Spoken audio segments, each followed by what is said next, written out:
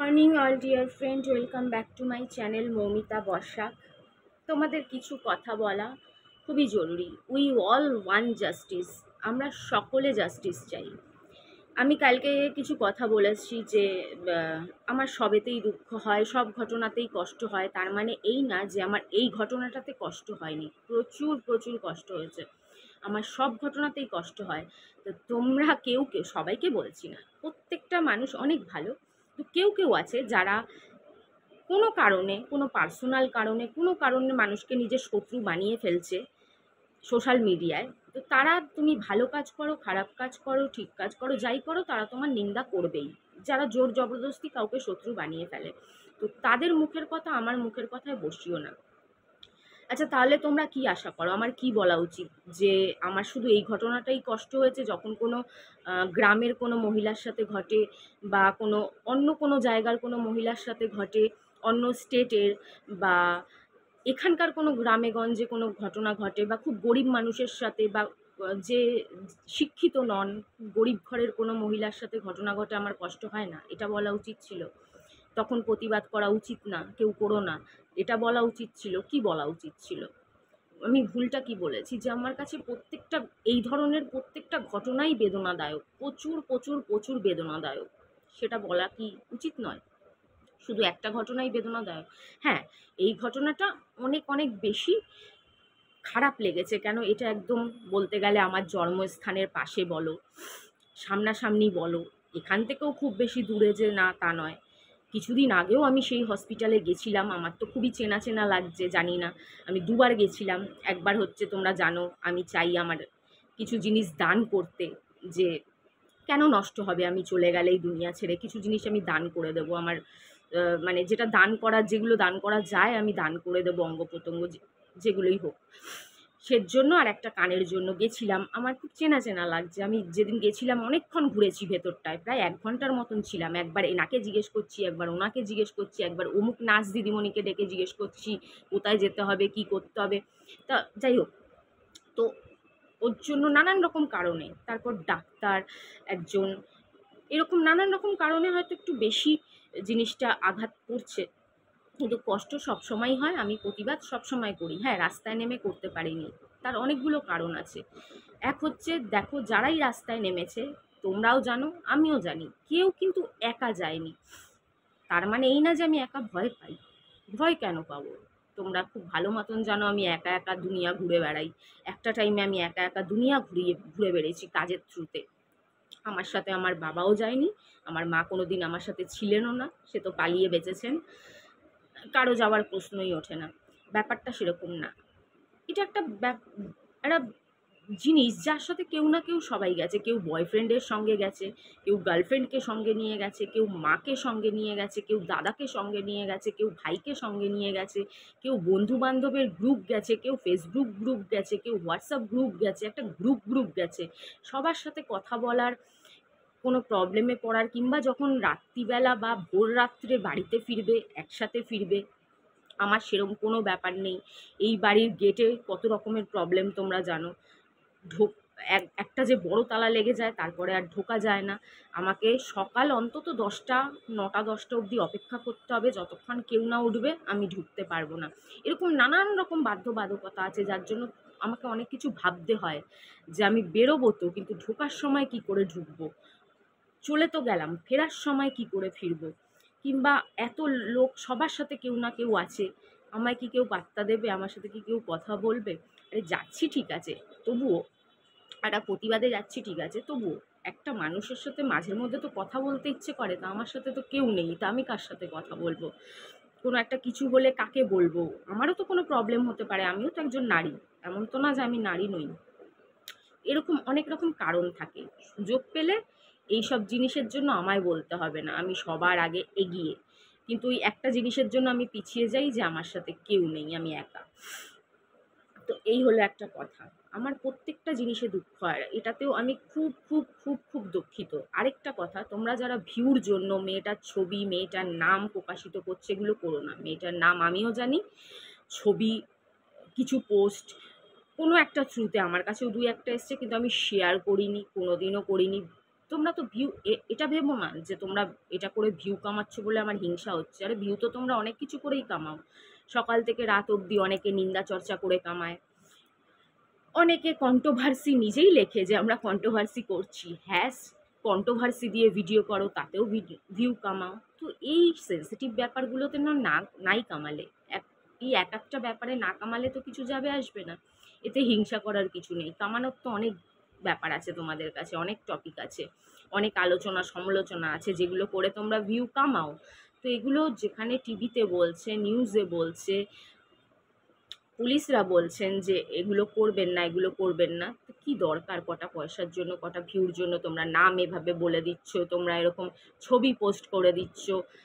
অনেকগুলো ভিডিও আমি ইউটিউবে দেখেছি যাতে এমনকি সেই বাজে অবস্থার ছবিটা পর্যন্ত ছেড়ে দেওয়া হচ্ছে, একটুখানি মানে ঢাকাও হচ্ছে না, ব্রার করা হচ্ছে না, কিচ্ছু করা হচ্ছে না, ছেড়ে দেওয়া হচ্ছে। এগুলো কি ঠিক বলো? তারপরে আমি বলবো, সিবিআইয়ের কাছে বলবো, দয়া করে সেই একটা বইয়ের ডায়লগ, তারিখ পে তারিখ, তারিখ পে তারিখ, তারিখ পে তারিখ, আমরা আপনাদের বিশ্বাস করি, আমরা পুলিশদেরও বিশ্বাস করতে চাই, কিন্তু এক এক সময় এক একজনে এমন এক একটা ঘটনা ঘটায়। আমার সাথে এরকম অনেক ঘটনা ঘটেছে। আমি বৈষ্ণবীকে নিয়ে দুর্গাপুজোয় ঠাকুর দেখতে গেছিলাম, তখন 2-3 জন পুলিশের ব্যবহার আমার খুবই নোংরা লেগেছে। ডাইরেক্টলি কিছুই না, মনা মনা ডেকে ইনডাইরেক্টলি যাই হোক, কিন্তু কিছু জিনিস খুব দৃষ্টিকটু লেগেছে। এরকম অনেক সময় আরেকটাই কিছুদিন আগেই কোথায় গেছিলাম, সেখানেও একটা বিহেভিয়ার আমার খুব খারাপ লেগেছে, নোংরামো লেগেছে। এরকম অনেক সময় কিছু জিনিস দেখে না মন ভেঙে যায়, কিন্তু তারপরেও বিশ্বাস রাখতে চাই যে অনেকে তো পুলিশের চাকরি তো আর একজন করেন না, হাজার হাজার লক্ষ লক্ষ মানুষ, তার মধ্যে কিছু মানুষ, যেরকম আমাদের মধ্যে সবাই ভালো হয় না, হাতের 5টা আঙ্গুল ভালো হয় না, সেরকম একটা জবের মধ্যে কিছু মানুষ একটু বিকৃত মানসিকতার হতেই পারেন। তার জন্য গায়ে লাগাই না।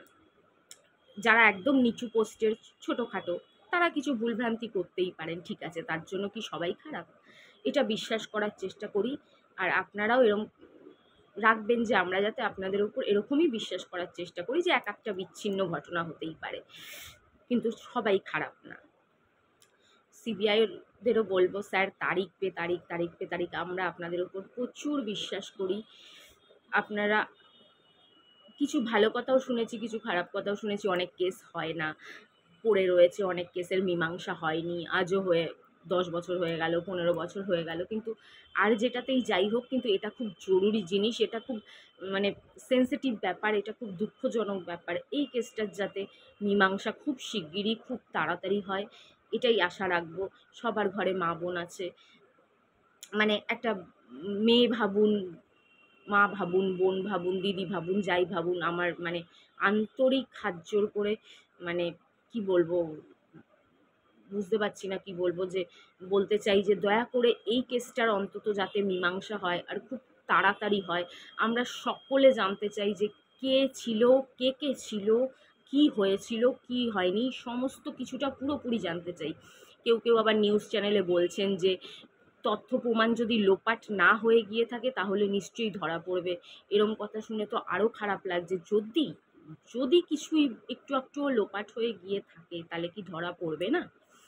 তাই কিছু তো রাস্তা আছে, কিছু নিশ্চয়ই আছে, কিছু তো আছে। আমরা একটা কিছু বইতে বা কিছুতে শুনেছিলাম হয়তো, যে যখন কোনো জিনিসের কোনো প্রমাণ থাকে না, তখন একটাই উপায় থাকে, কনফেশন। যখন কোনো জিনিসের কোনো সাক্ষী থাকে না, প্রমাণ থাকে না, তো একটাই ব্যাপার থাকে, কনফেশন। তো কোনো রকমভাবে কি, যদি কোনো রকমভাবে কিছু জিনিস লোপাটও হয়ে গিয়ে থাকে, নষ্টও হয়ে গিয়ে থাকে, তাহলেও কি কোনো রকম পদ্ধতিতে বার করা যায় না? আমরা পুরো পৃথিবীর নারীদের দাবি, হাত জোর করে তরফ থেকে আমি দাবি জানাচ্ছি যে দয়া করে এই কেসটার মীমাংসা করুন। আমরা সকল নারীরা আপনাদের হিরো রূপে দেখতে চাই। আর সকল পুরুষের কাছে একটা আর্জি, মা হিসেবে, বোন হিসাবে, মেয়ে হিসেবে, দিদি হিসাবে, বৌদি, যেটাই ভাবো সেটাই হিসেবে, যে দেখো, আমরা নারীরা পুরুষদের হিরো হিসেবে দেখতে চাই, ভিলেন হিসেবে দেখতে চাই না। তোমাদেরও কেউ ভালোবাসবে, ভালোবাসার মানুষ আছে, ভালোবাসে হয়তো, তো তোমরা কেন এরকম করো? পৃথিবীতে তো মহিলার অভাব নেই। এমনকি দেখো, যদি একটু ছোট মুখে বড় কথা একটু মানে কি বলবো, একটু খারাপ অ্যাঙ্গেলে গিয়েও বলতে হয়, মানে একটু, মানে যেই কথাটা এই মুহূর্তে বলাটা ভাল লাগছে না, কিন্তু সঠিক তো সঠিক, সত্য তো সত্য, বাস্তব তো বাস্তব, বাস্তবকে তো আর ঝুটলানো যায় না।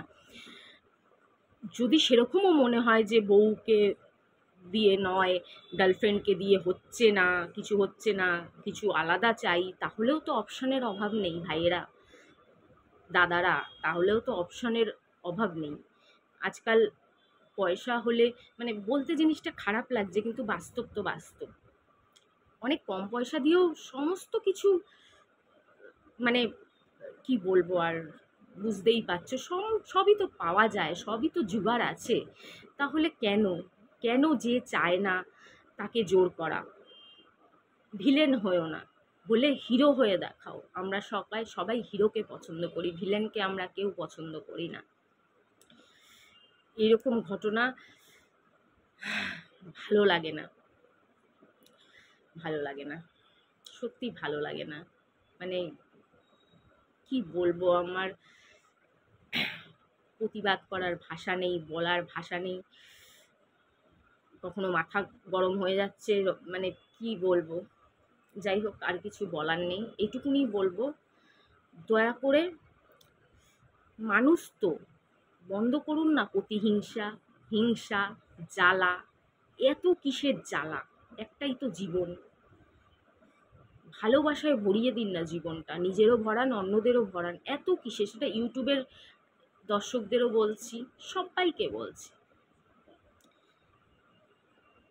দেখছেন তো কি জীবন, আজ গেলে কাল শেষ, সব শেষ। কি বলবো বুঝে পাই না। চলো টাটা, সবাই ভালো থেকো, সকলকে ভালো রেখো। আর প্লিজ পুরোটা না বুঝে কাউকে জাজ করতে এসো না। চলো টাটা।